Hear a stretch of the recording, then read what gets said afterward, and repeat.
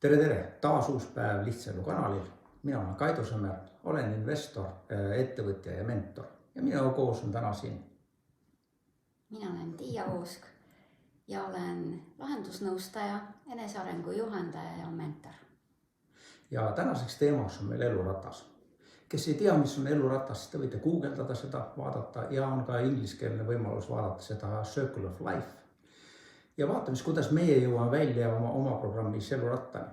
Kui me eelmises osas rääkisime Lihtsaelu majast, rääkisime sellest, millele ta toetub, millised on vundamendiblokid, millised on seinad ja katus, siis kuidas me saame liikuda siit Lihtsaelu majast edasi siis elurattani.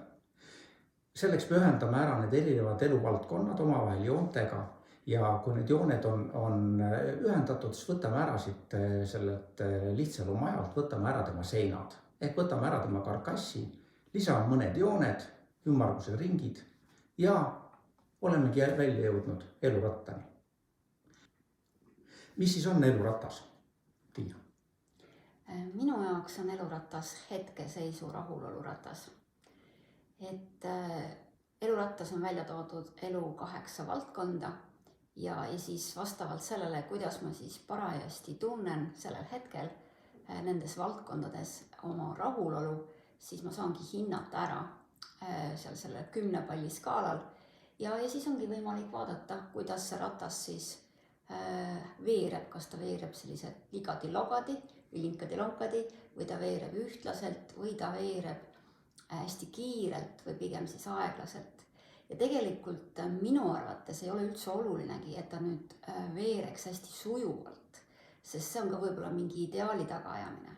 Aga pigem oleks võib-olla oluline selle eluratta juures see, et me oleme rahul, et need skaala peal, see tähistus või see number, mis me sinna märgime, et see näitab tegelikult seda meie päris rahulolu.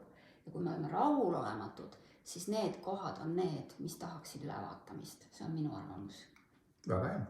Et kui me vaatame seda eluratast, siis ma olen pannud siia alla nii Facebookis kui ka YouTube'is lingi selle, et te saate ise alla laadida sellise töövihiku, kus on eluratas. Ja elurattal, kui te näiteks vaatate, praegu siin on raha investeerimine, sellel skaalal on ära märgitud 2 punkti. Ja need punktid on siis 5, eks sinine, väiksem sinine ring ja siis 10, mis on välimine ring. Kui me hindame seda, et 0-10, milline meie raha seis praegusel momendil on, kuidas me ise hindame seda.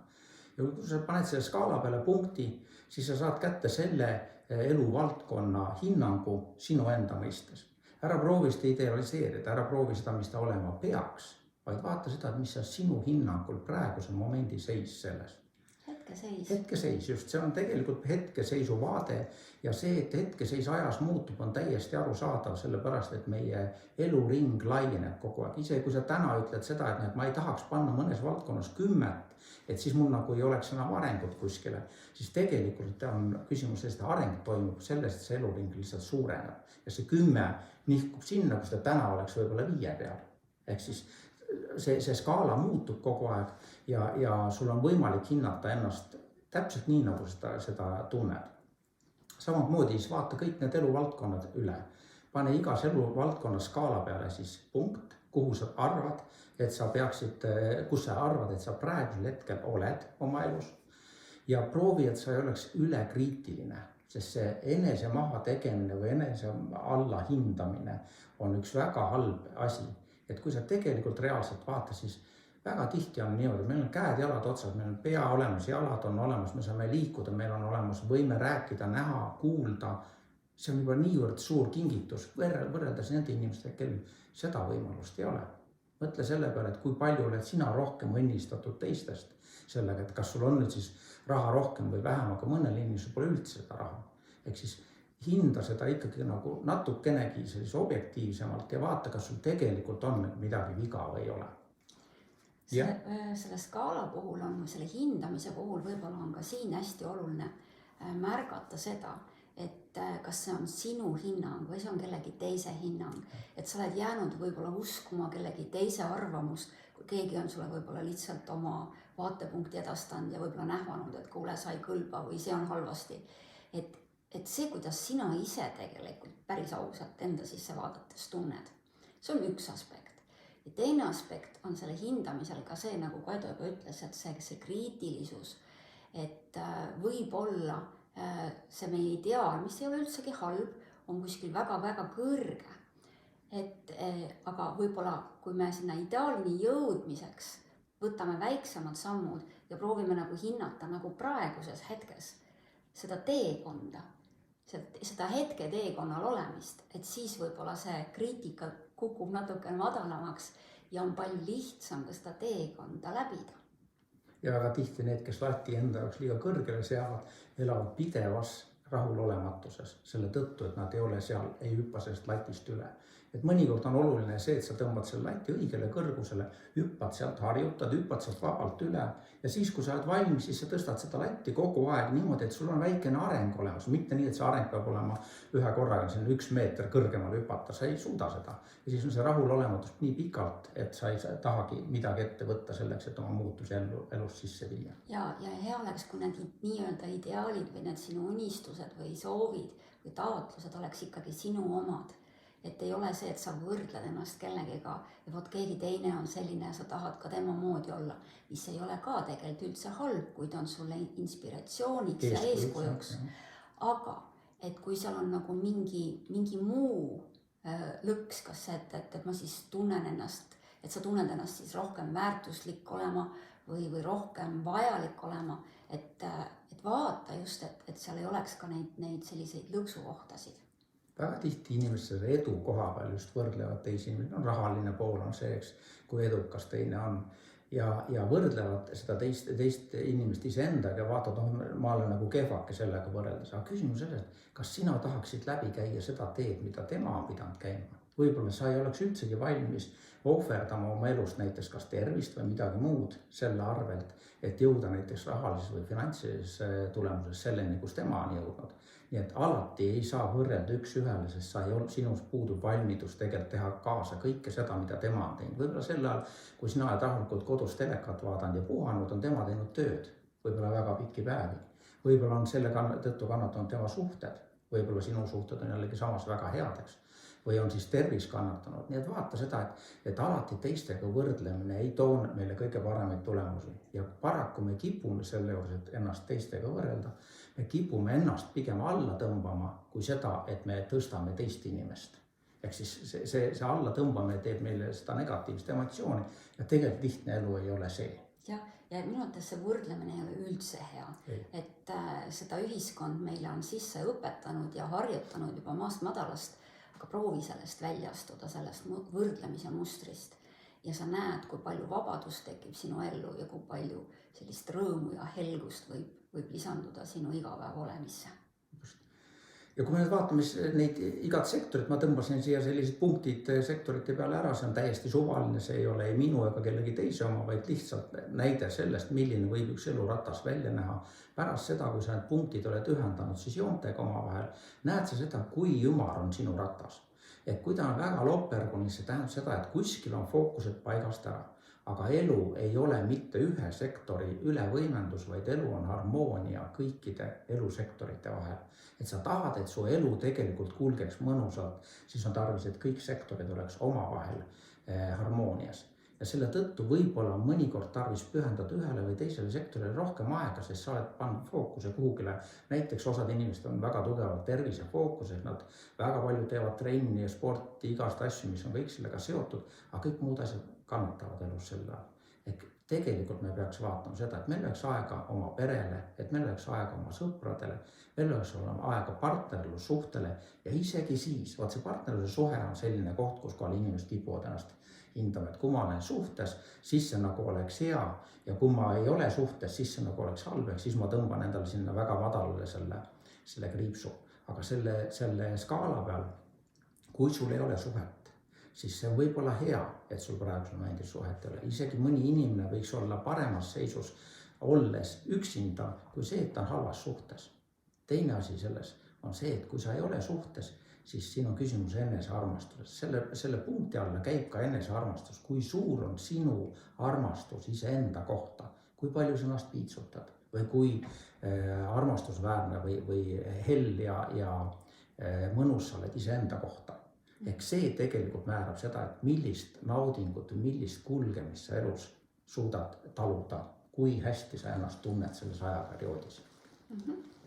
Just, et see eneseväärtustamine ja see enese on siin selle suhete puhul ka mõeldud. Ja see, nagu Kaido ütles, et see romantika ja see partnerluse pool ei tähenda alati seda, et ta peab olemas olema. Mõnikord inimene tunnebki ennast parajasti palju rahulolevana, kui tal ei ole hetkel seda partnerlust. Et see ei ole nagu tingimus selleks rahuloluks või siis selle skaala peal selle näiteks kas madala või kõrgema hinde andmiseks. Ja mõnikord võib-olla on nii, et kui sul see number on seal madal, siis võib-olla sa peaksidki tegema tööd iseendaga selleks, et see suhe, millesse sa tegelikult tahaksid astuda, et saaks selleks valmis. Et sa ei läheks valede alustega valesse suhtesse, mis ei too sulle kuidagi kõrgemat numbreid selles sektoris. Siis keskkond näiteks on see, et sise-väliskeskkond. Sisekeskkonna all mõtlen seda, kuidas ma ennast sisemiselt tunnen. Ehk kui mõnus on minu sisemine olemine, kui palju minus on rahu, kui palju minus on naudingut. Ja väliskeskkond on see sama asi, et kui rahul ma olen oma keskkonnaga. See keskkond on meie kodu, see keskkond on meie töökeskkond, samuti meie elukeskkond, kus kohal meie kodu paikneb. Ja ka näiteks auto on üks meie keskkondest. Me suhteliselt palju ikkagi ajast veedan ka autos, tunde sõidan vahetevahel, kui hea see auto on. Et need on nagu keskkonnamõjurid, kuidas välimine keskkond mõjutab meid ja kui hästi me ennast sellest tunneme. Kuidas sa hindad ennast sellest? Rõõm ja taastumine, hobid. Kas sul on olemas hobid, kas sa leiad aega selleks, et tegeleda hobidega ja taastuda, sest selle skaala teises otsas on tervis. Mis tähendab seda, et sa ei saaks panna fookust liiga palju ühele kohale, vaid sul oleks tarvis seda taastumise aega ka. Nii et täida ära see eluratta töövihik. Vaata, millises seisus sa oled, kirjuta sinna peale oma nimi, pane sinna juurde kuupäev ja pane see kuskil endale nähtavasse kohta. See tuletab sulle natukene meelde, et on mõned sektorid võib-olla, kus koha peal sa peaksid panustama natukene rohkem selleks, et see elu kulgeks mõnusamalt. Ja väga tihti selle panustamise üks suur osa on hoopiski mentaalne pool. See, et sa lased lahti, lased lihtsalt minna. On nii? Just, et lased sellel elul voolata ja jätad ka nii-öelda siis sellist, nagu ma ütlengi, et universumile ruumi seda sinna neid üllatusi ja neid seda põnevust tekitada. Et kui me muidu kõik niimoodi järjest ära planeerime ja ei ole üldse seda vaba ruumi, siis võib-olla need üllatused ei mahugi sinna. Aga selles korras kõik sinu koduülesandeks jääb siis laadida alla see eluratas, täita see ära, märkida sinna kuupäev juurde ja sa saad seda kunagi tulevikus võrrelda järgmise elurattaga, mida sa tuled täitma näiteks kas aasta pärast või nii. Sa võidki teha näiteks iga-aastase rituaali teha, et aasta alguses näiteks lood endale, paned kirja, mis sa soovid sellel aastal saavutada, sellel aastal luua ja võib-olla aasta lõpus teed siis kokkuvõtte, et kuidas on siis läinud ja võib-olla mida siis peaks natuke teistmoodi tegema või midagi muutma, aga võib-olla ka mitte, just tundmagi võib-olla ainult seda rahulolu ja tänulikkust ja rõõmu. Aga selle eluratta keskel nüüd on meie järgmise korra teema. Järgmise korra teemaks on põhiväärtused. Me räägime järgmine kord, miks põhiväärtused on olulised, et kus on siis võib tekkida vajaduse konflikt või siis väärtuskonflikt ja loomulikult, mis on nende konfliktide algpõhjused. Ja räägime ka sellest, et kuidas siis neid oma põhiväärtusi avastada ja kuidas nende järgi elada siis lõpuks. Ja kuidas siis nende järgi elada. Ja lõpetuseks ikkagi ka palve või meeldetuletus kõigile meie vaatajatele ja kuulajatele, et kui sa tunned, et see video lõi sulle väärtust või andis sulle mingeid häid ideid, siis jaga seda teistega.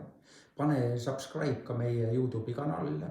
Pane like meie videole nii Facebookis kui ka YouTube'is. See aitab kõik seda asja rahulikult edasi kanda teistele inimestele, kellele võiks olla sellest abi. Samuti nagu sina võib-olla said sellest kas mõne mõtte või siis ka mingisuguse tõuke järgmiseks sammuks oma elus. Aga selles korras kõik. Täname sind ja suured tänud, et vaatasid, kuulasid. Kõike armas sulle. Kõike head.